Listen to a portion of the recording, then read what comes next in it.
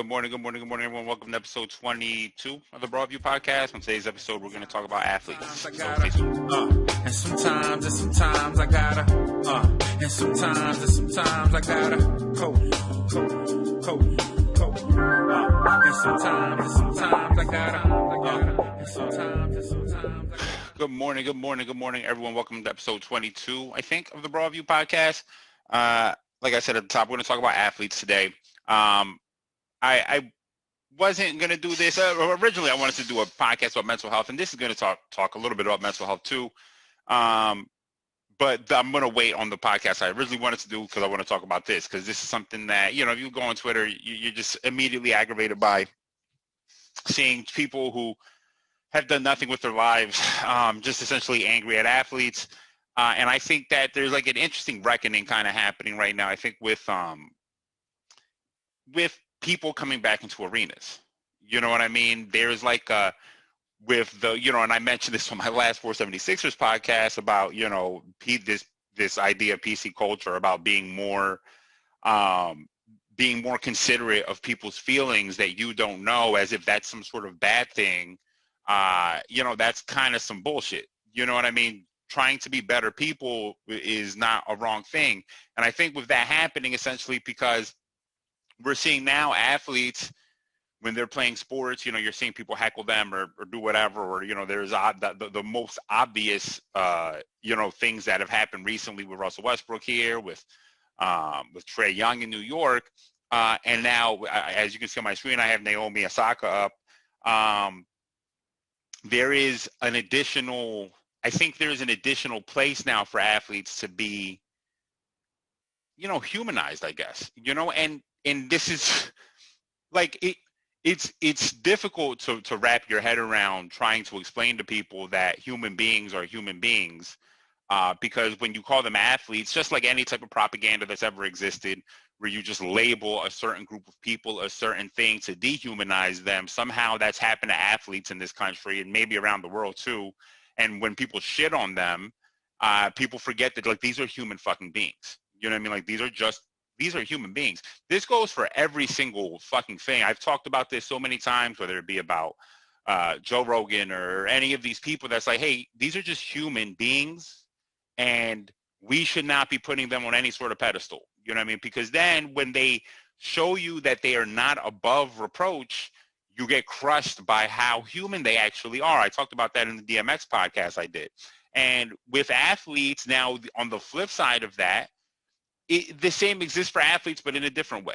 You know what I mean? And I'd hate to be the race dog, and not the race dog that's running a race, but the one who's barking at what to me seems like racism from a distance. At the very least, the optics of what happened with Russell Westbrook, the optics of what happened with Trae Young, yeah, those aren't really good optics.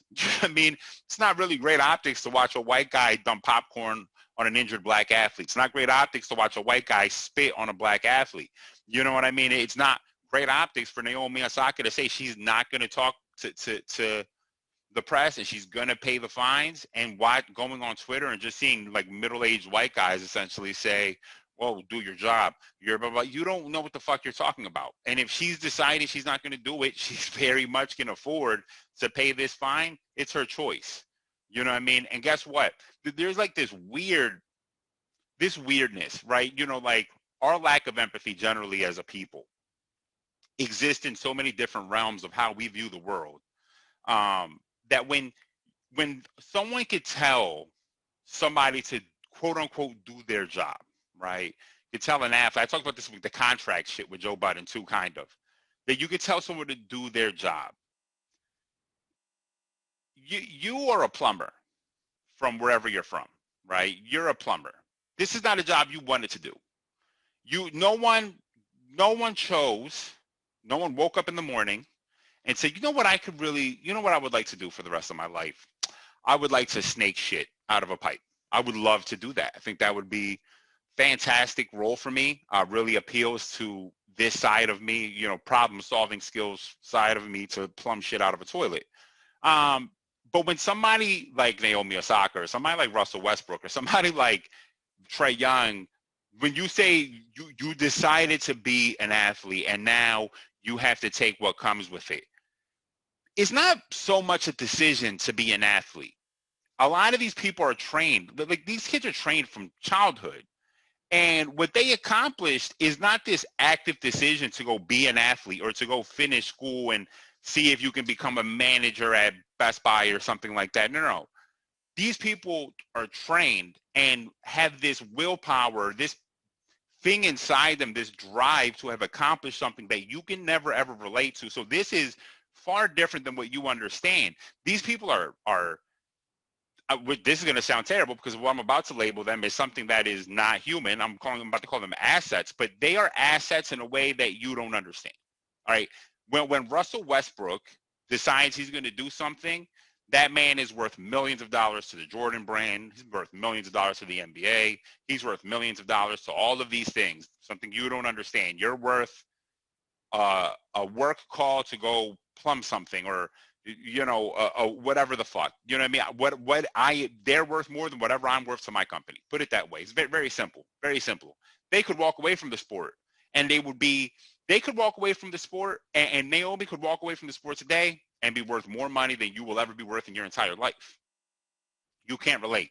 There is no you woke up and you decided to be no, that's not how it works. They wanted to play tennis. Because she wanted to play tennis, because she plays tennis well, it's automatic.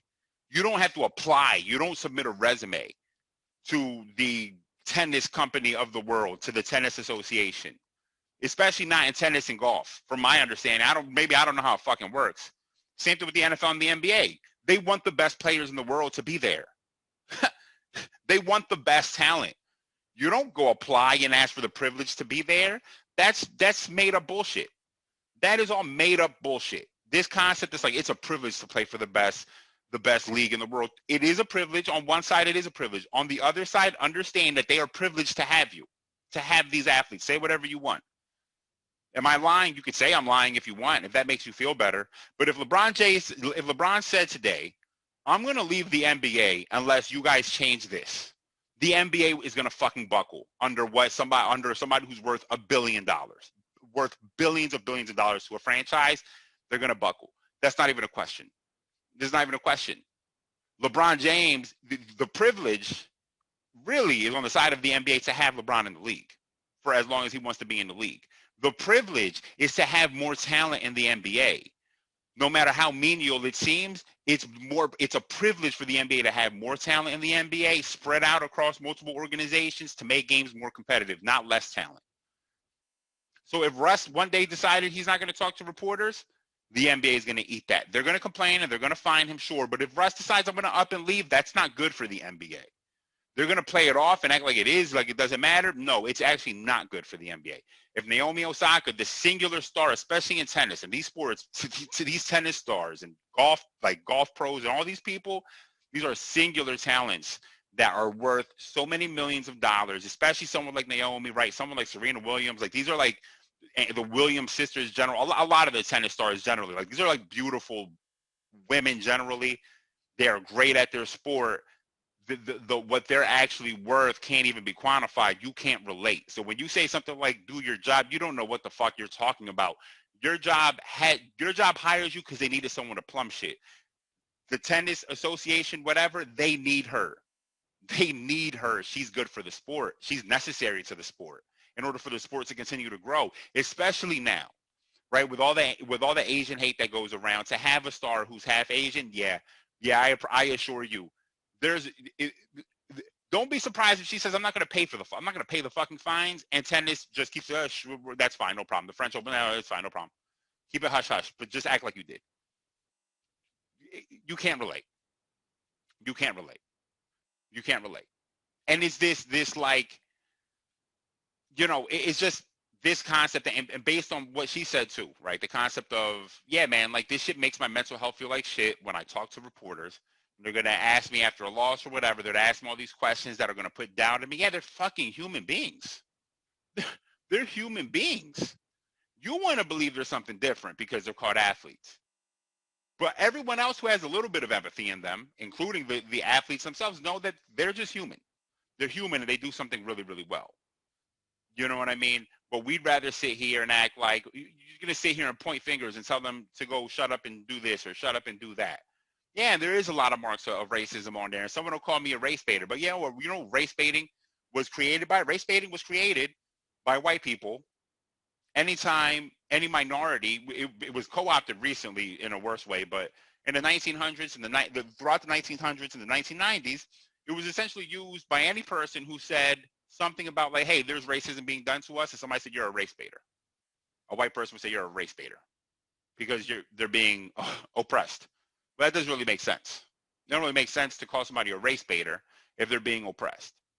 Yeah, man, athletes have mental health. The other have mental health issues. They have mental health stuff that they're dealing with. And shit like this just looks racist.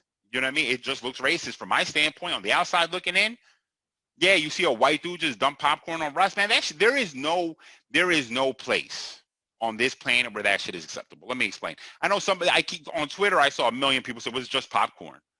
What are you talking about? And this one person tried to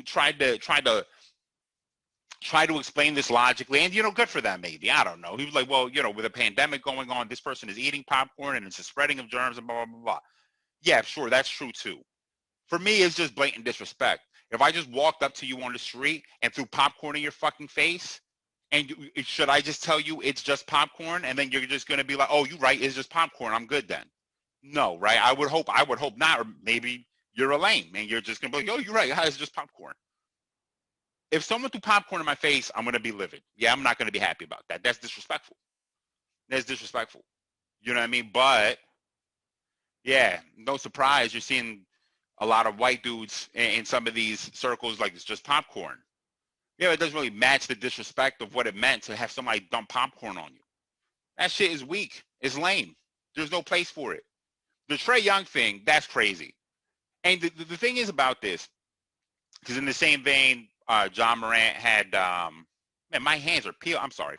John Morant had, some Utah fans got, with no surprise, some Utah fans got kicked out of the arena, right? And banned also because they were saying disrespectful things to Ja's parents. Well, let me explain something, right? A lot of this stuff has been happening for years. You know what I mean? Some of this is people that are just, getting back in the public and now they don't know how to act and they're doing all this extra shit. Some of this, though, is people have been doing this shit for years. And I think as we are becoming more sensitive as a people, more politically correct, more considerate of how people feel, this stuff is becoming a little bit more cringy. I mentioned this about the Trae Young thing. The Knicks fans screaming "fuck Trae Young." How, from my standpoint, it was kind of like, yeah, it made me feel a little bit uncomfortable. It was a little cringy to just see a large group of people screaming "fuck" one person. You know what I mean? It doesn't make sense. The shit that the Heat did to Giannis, right, the counting down on free throws, that makes sense. That makes sense. You know what I mean? Because that's related to the basketball game, right? That's related to basketball. You know what I mean? That's related to basketball. If you're saying something, right? If you're at a sports thing and you're heckling the athletes about the sport, oh, that kind of makes sense. I mean, it's still a little bit weird when you get into a mob of people and start screaming wild, disrespectful shit to somebody who's just doing their job for your entertainment because you're a fan of something that you're not even really a part of. I mean, think about that. I come on my podcast, right, and I talk for the Sixers, and whatever, and I hate Dylan Brooks because he's talking wild. I make fun of Dylan Brooks' hair, right? You know what? I'm part of this group that's worse. I'm terrible for that. It doesn't really make sense. I don't work for the Sixers. I don't play for the Sixers. I don't know Dylan Brooks. I'm going to make fun of his hair, though.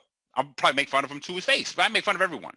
But I have a chip on my shoulder for my own mental health issues, and it's not great. I'm not even trying to explain it away. The point is, when you go to it's kind of weird to think about that you can go to this place, right? Because there's a large group of people here, and because we are a fan of Team A, we are now going to yell wild, disrespectful shit to people on Team B, to the best people on Team B, not to the person on the bench, but to their best player. We're going to yell wild, disrespectful shit to get them out of. That kind of doesn't really make sense.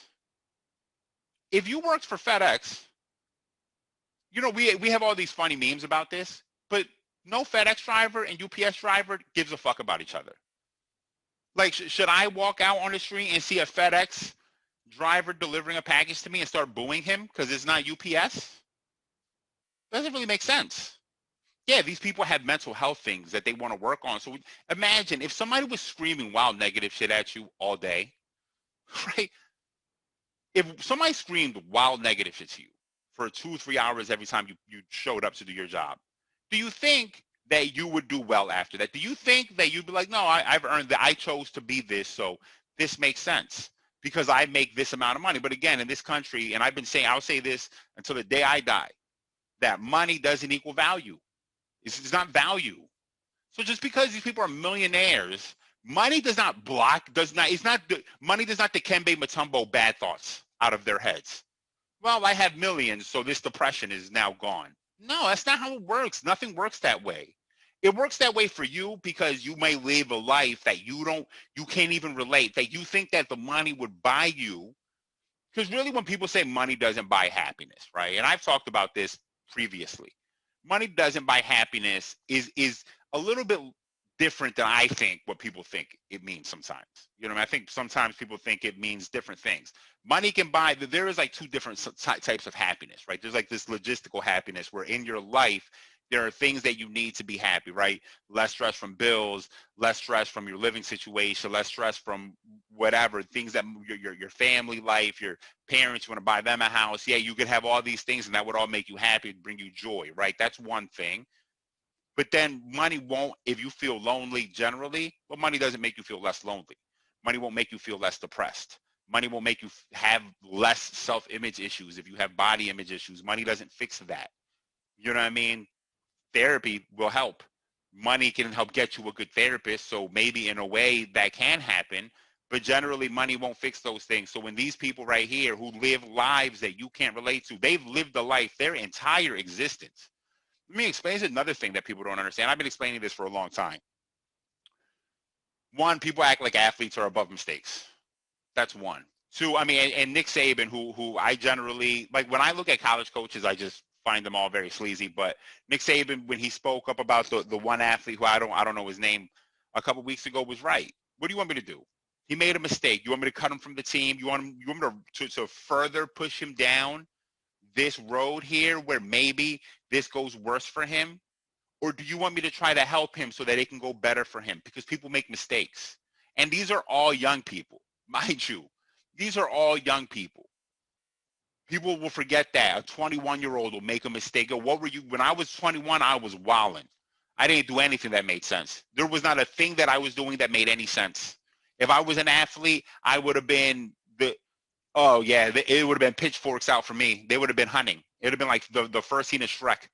Just people coming for me with pitchforks and motherfucking whatevers and rakes to launch me out of whatever sport I was doing. Because when I was 20, 21, 19, I didn't do anything that made any sense. I had a drinking problem.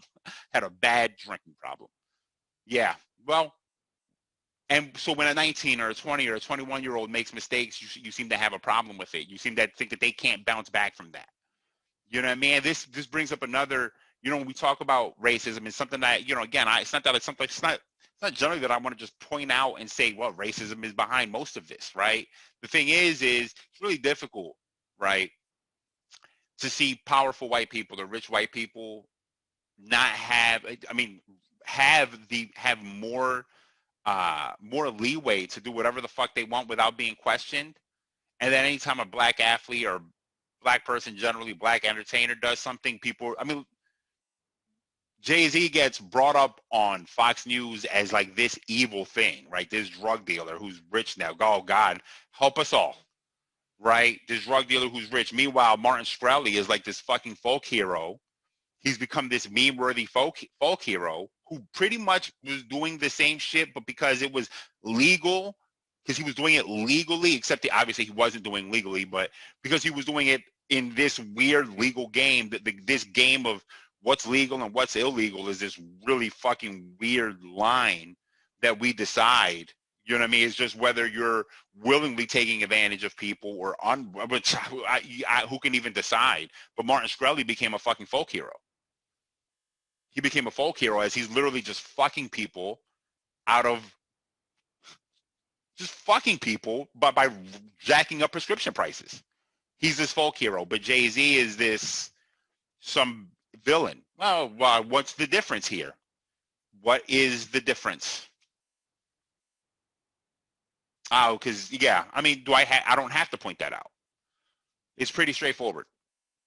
You know what I mean? And that's kind of the scary thing about this shit. Like sometimes I just wish, I don't know. Sometimes I come on here and I'm like pleading for people to be better a little bit, right? For us to get better, for us to be like, hey, you know what? Maybe being more considerate of how other people feel is actually a good fucking thing. And it's not a bad thing to wonder how people are feeling and to take into account people's feelings. Maybe that's a good thing. You know what I mean? Maybe it's a good thing that we rip down this concept of an athlete and say, no, this is just a human being. So what is this human being going through? You know what I mean? Like the Kyrie Irving thing. You can be critical of him. I mean, you know, somehow we've kind of swung in the other direction now, and I'm guilty of this too, where with like Kyrie is kind of like this thing that's like now we don't want to be critical of him at all, you know, because everything he said is almost like a buzzword in today's society, this mental health stuff. So we don't really want to be judgmental, but I do agree that, you know, we don't know the ins and outs, but there are rumors that kind of the way he would leave the team was kind of like he would just bounce and not tell anybody. And like stuff like that, I think, yeah, you know, Kyrie, you could do better there. You know what I mean? You could definitely do better there. Like, hey, maybe let your employer know you're just gonna not show up for a couple weeks. But even in that, that's a good example of a person who's like, yeah, whatever the fuck you think this is not something you even understand, because Kyrie is worth an amount of money to this organization and to this company that you can't relate to. So when you say do your job or whatever you're saying it from a place of your own perspective, but your perspective doesn't matter here. You need to remove whatever you think, whatever you feel about your life. You have to tip, because most of everything you start realizing every one of your reactions to something says everything about you and says nothing about what you're reacting to actually. So whatever your reaction to Kyrie Irving is all about you. It has nothing to do with Kyrie. And you can sit there and try to explain all we do, the dances that we do, right, when we're like debating with people, the dance we do is trying to justify our reaction from our perspective about something, as opposed to listening and being like, wow, maybe my life, because I don't have, because the lenses I'm wearing are dark and are not cool, I'm reacting to something in a way that isn't great, and maybe the person I'm talking to has a better perspective and is giving me a good perspective. Maybe I should be willing to listen, as opposed to just staying stuck in this mindset that I have, and therefore casting whatever aspersions I have on this situation and this event. And now I could be, and instead of taking the chance to be better, I'm just going to stay the fucking same. It's really difficult. You know, it's a gift. It's a gift, right? It's very difficult for anyone to look at anything optimistic. I mean, I'm sorry, anything objectively. You know what I mean? I remember I had a conversation with somebody, and I told them, you know, I had just gotten a raise at work. And the reaction to it wasn't great. It was not a great reaction. And I was confused by that reaction, because if you know me, you know my energy towards anybody. You know, if you get a raise, you tell me anything about your company or your job or whatever, my reaction is always going to be just unlimited love and support, and that's just how I am.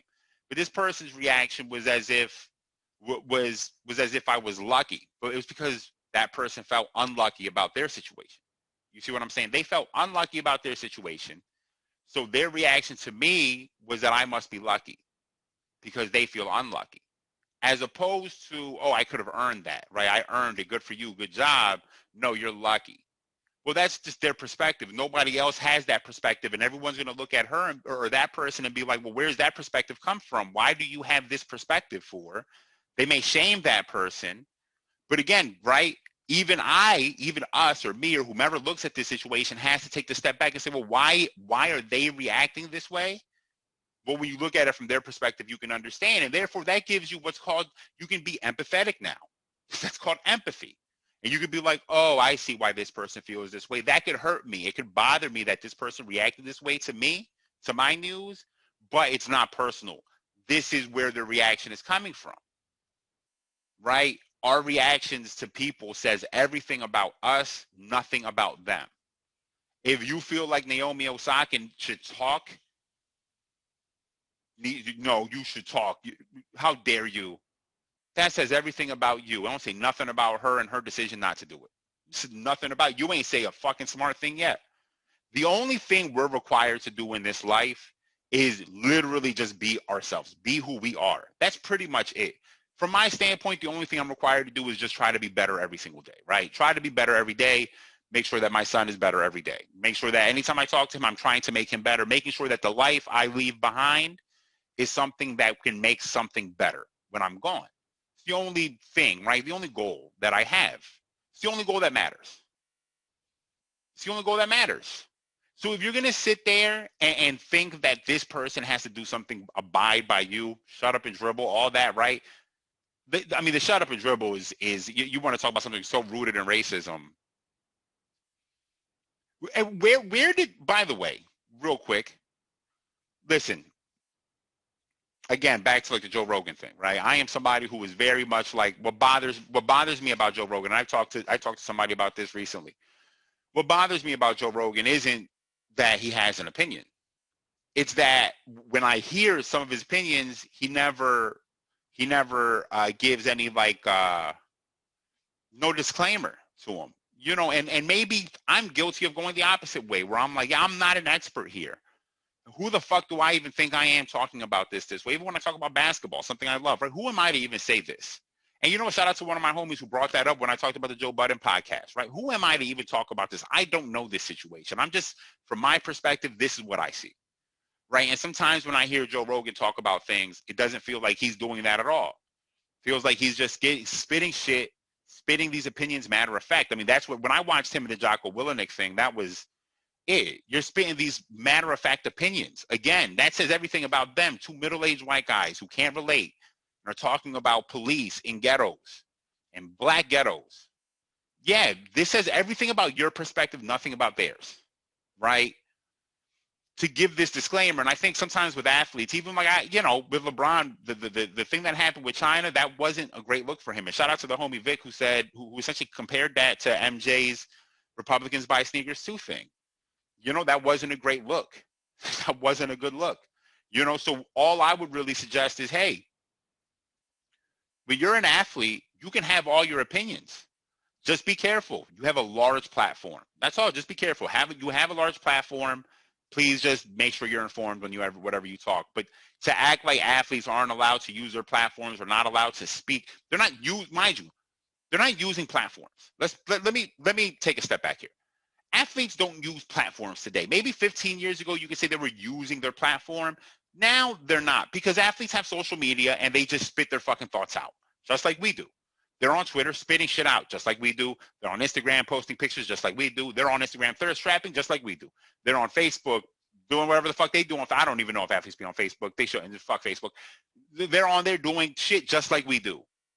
So stop acting like they can't just be human beings just like we are, because that's all they are. So even when you say they're using their platform, I wouldn't even go so far as say they use a platform. They're just being them, just like we're being us. The difference is they have a larger platform, and that's what gives them the responsibility of being a little bit more informed. But the idea of saying shut up and dribble, no, you shut the fuck up. Let's take a step back here. What exactly is the qualifications to speak on something? What qualifications do you need? I don't know Laura Ingram's qualifications. Let me be clear before I shit on her. I don't know where she learned her politics from, that she's allowed to talk about politics. I don't know where she learned that from. I know that Fox News tends to bring on a lot of people like Dr. Phil, who isn't a doctor anymore, right? Well, that person speaks on things. He's not a doctor, so why should he be on here? Right? I don't know. Who gives anybody the right to talk about anything. Maybe if you think LeBron James needs to shut up and dribble, I think all of us need to shut up and dribble then, if that's the case. And shut up in our own perspective environment. I work for a software company in logistics. What the fuck do I know about Joe Budden and podcasting? Not dick. Because these two things have nothing to do with each other. But we are not our jobs. Again, I had talked to my therapist about this recently. Talked about um, different cultures. How cultures shift from one country to another. How the culture in this country is about your work. You are your job here. You know what I mean? So much of our discourse and conversation revolves around work. I always talk about when you get teachers together. If you get 3 teachers together, all they do is talk about education. So all they talk about, it's like they have no other life. That they are teachers and that's all they ever are. It's incredible to watch. It's crazy to watch. Shout out to all the teachers I know, because God bless them. God bless them. Doing the Lord's work. Unless you're, whatever, you don't believe in God. We are our professions in this country, as opposed to individuals with opinions, with feelings, with thoughts. We are our professions in this country.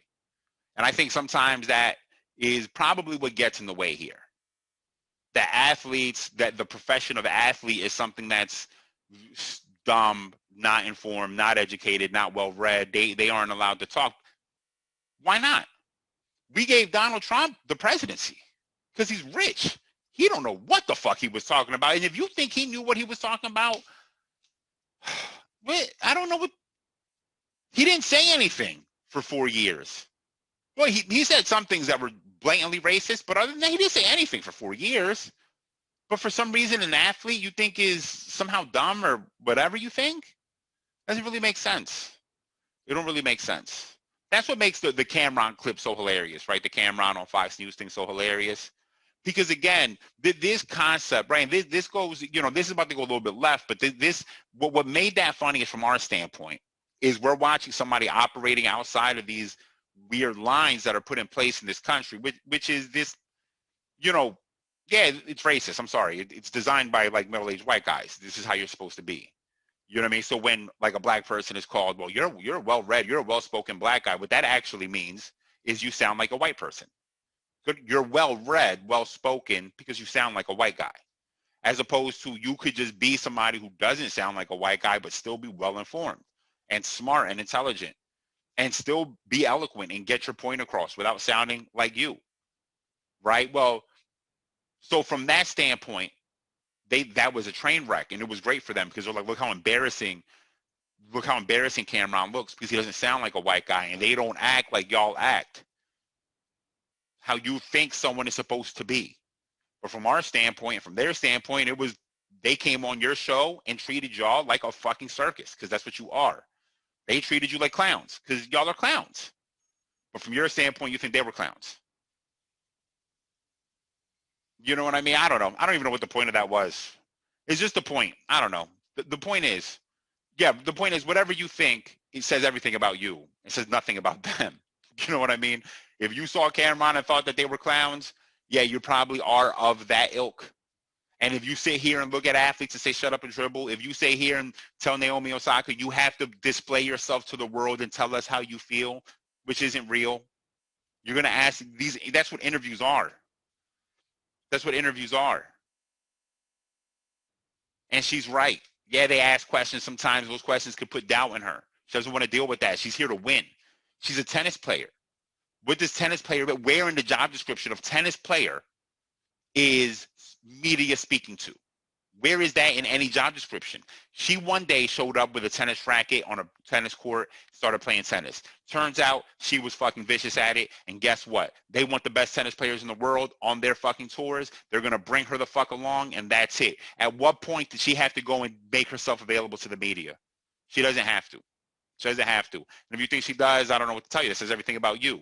Because you're living a life that thinks that you have to abide by these rules. And a lot of our lives are that way. Yeah, we work for companies that tell us we have to abide by rules. They don't.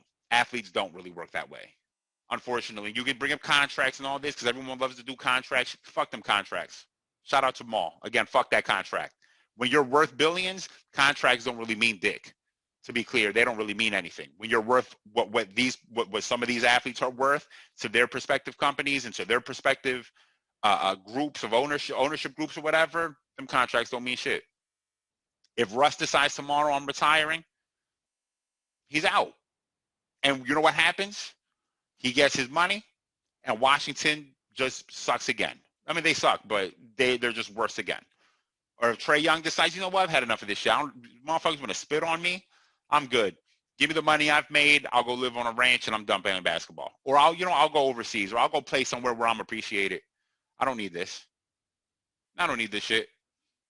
I don't need $30 million in 2 years. I can go make $10 million a year over in fucking Turkey or wherever the fuck. And then if they do some disrespectful shit, I'll just go play at China. And if they do some disrespectful, I'll just go play somewhere else.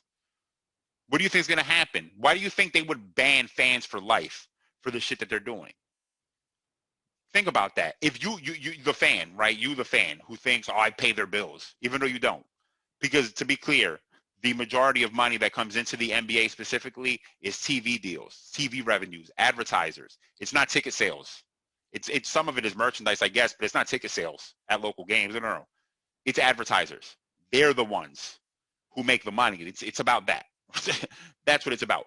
The last 2 years, let me be clear. The last 2 years, the NBA fighting for more games hasn't been about, it's been like, well, we're losing some revenue at the gate, sure, but we're losing TV revenue, so we have to make these games up. Yes, that's really the problem. That's really the issue. So all this idea that you pay their, no, you don't pay their bills. You don't. Whatever you think you do, you don't do. You're not that important, to be clear. And if you think the NBA would ever take a chance, see, the NBA is taking this stance that's like, yo, you're not going to treat our athletes like shit, blah, blah, blah, blah, blah. If they didn't do that and the athletes started feeling like, yo, y'all not going to stand up for us, we're going to bounce, then the NBA collapses. The NBA is only its athletes. To be clear, the NBA is nothing but its athletes. Yeah, they have some buildings interspersed in there, and a bunch of rich white guys, and Michael Jordan also rich, right? You have a bunch of rich people too interspersed in there. But generally, they're the athletes. The NBA is the athletes. Whatever you think you're worth as a fan, you're not worth treating people like shit. I assure you that. Yeah, they will easily ban you for life, which who even knows what that means? I mean, I don't think they have facial recognition software. I don't think alarms go off if you walk through. I don't know what ban somebody for life means. I don't know how that works, honestly. I've been thinking about that forever. I don't really know how that works. All I know is that motherfucker who dumped popcorn will never dump popcorn again on somebody, probably. And if he does, then somebody needs to shoot him. Just shoot him. Just shoot him. I don't really have patience. I'm sorry. That's corporal punishment for something that's seemingly basic. But you just don't disrespect people. Listen, you would never, and I said this on Twitter and I said this on that, you would never dump popcorn on Russell Westbrook to his face because he would beat the shit out of you. He really would. Yeah, he would beat the shit out of you. He's a fucking world-class athlete. That doesn't mean he knows how to fight, but I do know this. You are not a world-class athlete. He has one up on you already. And he has wild reach. And he could jump over you. I mean, you could swing. He could literally jump over you. Literally jump over you just to fuck around. If you've ever played sports in your life with somebody, I mean, not even to the left, you haven't done anything. Yeah, you can't, you can't relate. Another thing you can't relate to is athletes from such a young childhood, right?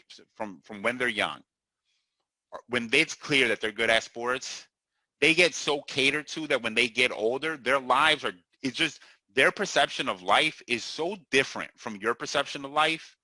Everything that they do, again, says everything about how they feel. So this Kyrie Irving, this freedom that he feels he has to go do these things, yeah, man, it has a lot to do with his life and how he views life should be.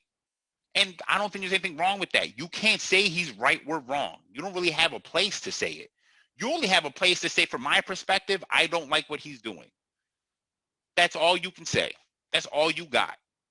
And if you don't like what he's doing, if it bothers you, you need to look inside at why it would even bother you. Why would this be something that kept you awake at night? Why would it be? Why would any of this keep you awake at night? Something that bothers you so deeply to the core. That says everything about you. It says everything about you. I don't think about any of this shit. I don't care.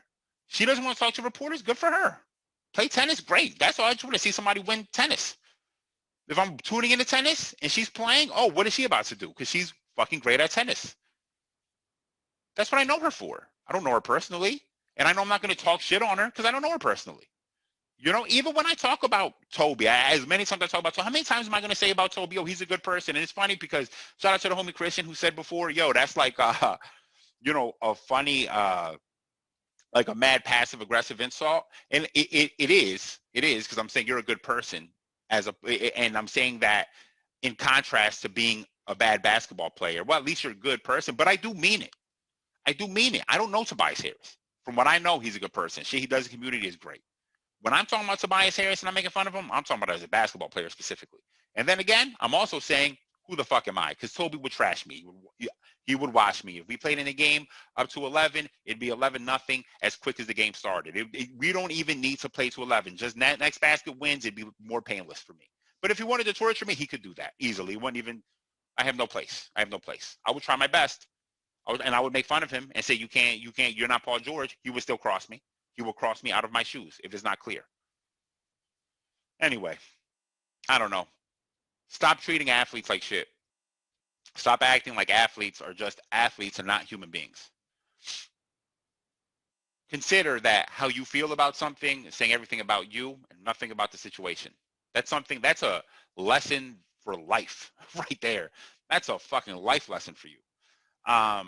That's it, everyone. Wash your hands.